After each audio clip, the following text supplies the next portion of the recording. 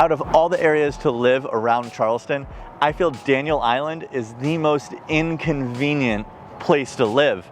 Yet everyone who lives here absolutely loves it. So today, we're going to talk about the good and the very bad things about living here on Daniel Island.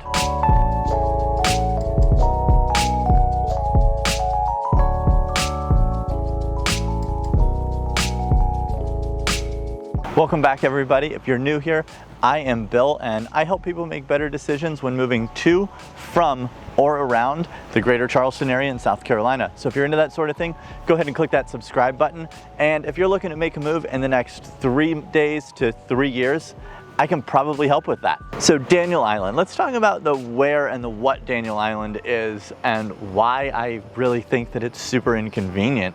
Now, where is it? So Daniel Island is located just north of the Charleston Peninsula between the Cooper and the Wando rivers and south of Noel Creek. That is a 4,000 acre master plan community within Berkeley County, but part of the city of Charleston. And what makes it so inconvenient is this right behind me. That is I-526. The easiest and quickest way to get onto or off of Daniel Island and get anywhere is taking I-526. Now, if you're familiar with the Charleston area, you know how backed up that can get. And going headed towards Mount Pleasant there, the next exit is the Wando terminal. So you've got all of these semis trying to get off there. Just, if you're trying to get anywhere, it's not easy. Now, if you're not concerned about commute times or having to leave the island that often, it can be a very, very great place to live. But if you're trying to get downtown or the beaches or into Mount Pleasant all the time, then you might want to reconsider where in Charleston you're going to move.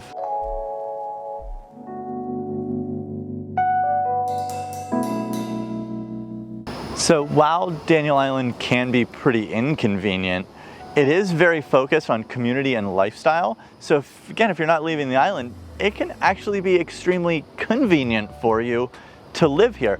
Now, it has a big focus on the outdoor lifestyle. There's trails like this, about 25 miles of them, that go through marshland, maritime forest, neighborhoods, and even through downtown, connecting all aspects of Daniel Island together. So you're never a far bike ride, walk, or a car drive to what is right here on the island. Now, the park system is very vast with dozens of parks, and the 8 main parks each correspond to one of the 8 neighborhoods within Daniel Island, but we'll get into those just a little later, with one of the more popular parks being right on the waterfront, or Governor's Park, because it does feature a dog park.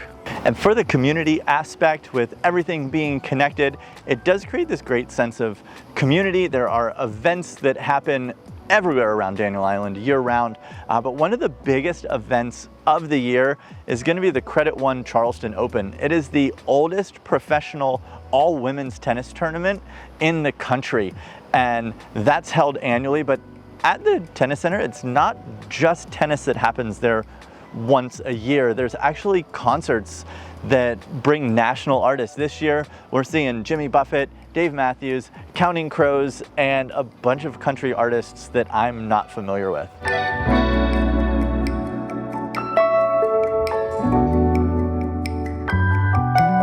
So when it comes to the real estate here on Daniel Island, some people consider this a downside. Now, the median price is $1.9 million, which is 4.5 times the median value of the entire greater Charleston area.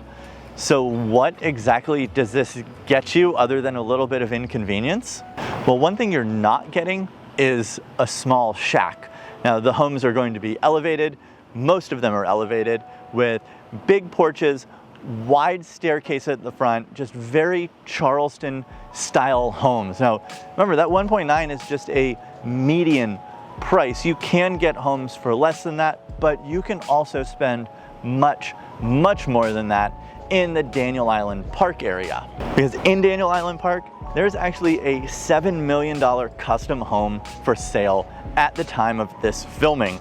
Now, speaking of Daniel Island Park, let's get into the neighborhoods. So this is the country club neighborhood of Daniel Island, and it is located on the north side of 526, and it's considered the most exclusive place to live in all of Daniel Island, and the prices reflect that.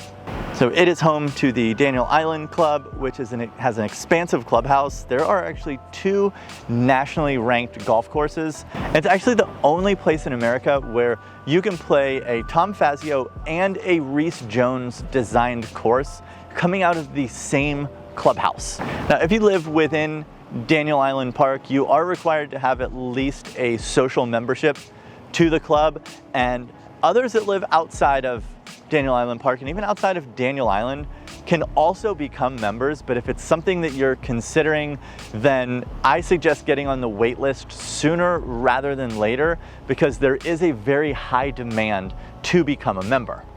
And as stated earlier, each has its own park, and they're all named Park.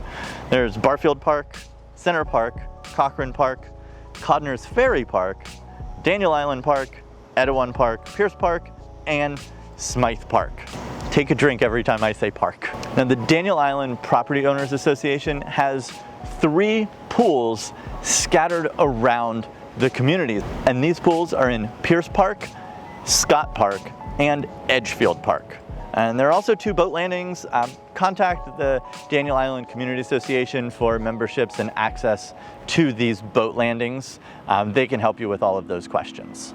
Now, if you're looking to live on Daniel Island, but more of on a budget, take a look at the condos here spread throughout the island. So a 2-bed, 2-bath condo on Daniel Island here could run you in the 400s on up. And if you want extreme luxury condo living, look at the waterfront, where units fetch over $2 million, and your monthly HOA dues will run you roughly $6,000 a quarter.